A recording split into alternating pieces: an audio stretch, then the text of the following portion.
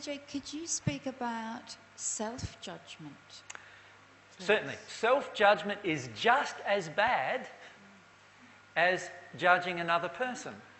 Because from God's perspective, you are just as valuable as another person is. So every time you go into self-judgment, you are actually still avoiding a causal emotion inside of yourself. Can you see what I'm saying? What I'm saying is that every time you judge yourself, you are actually using that as an excuse to avoid a deep emotion inside of you that you want to avoid by this judgment.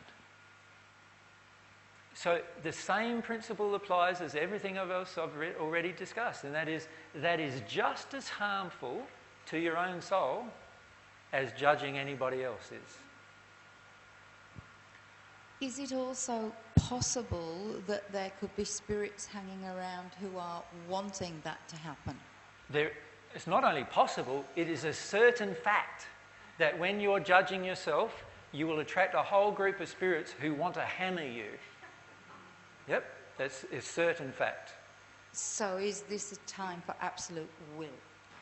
Sorry? Is this a time also of absolute will, of going into that emotion?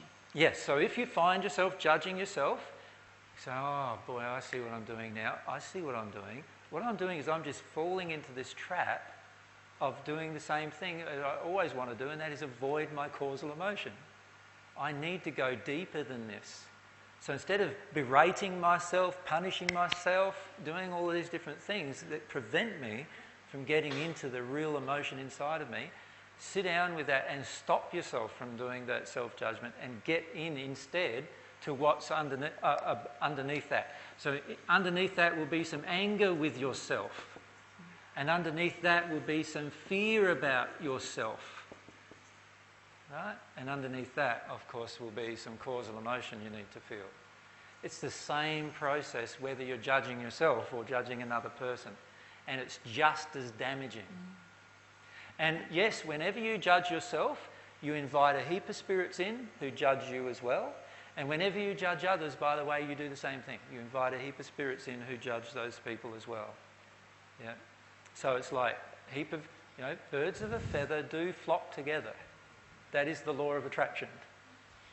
I guess as well, in my own case, the self-judgment feels so old. It's been with me since in utero, maybe.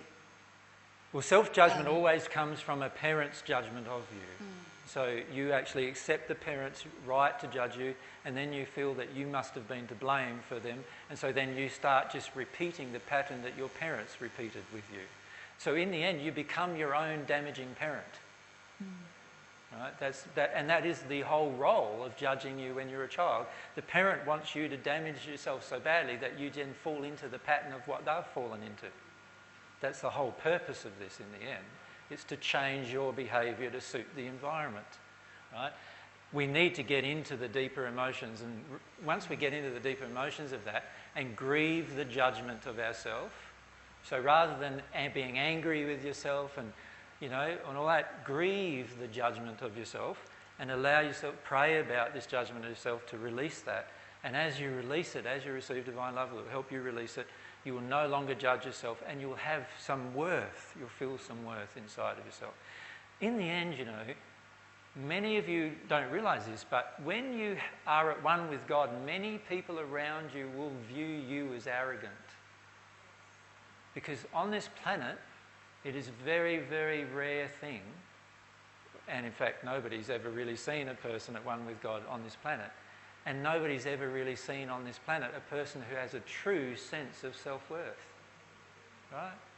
And in the end, many of you will have a sense of that self-worth, and so therefore others will probably start judging you like that. And what happens is this: they feel from your soul these beautiful qualities that come and overwhelm them, and that it then exposes the negative qualities inside of them.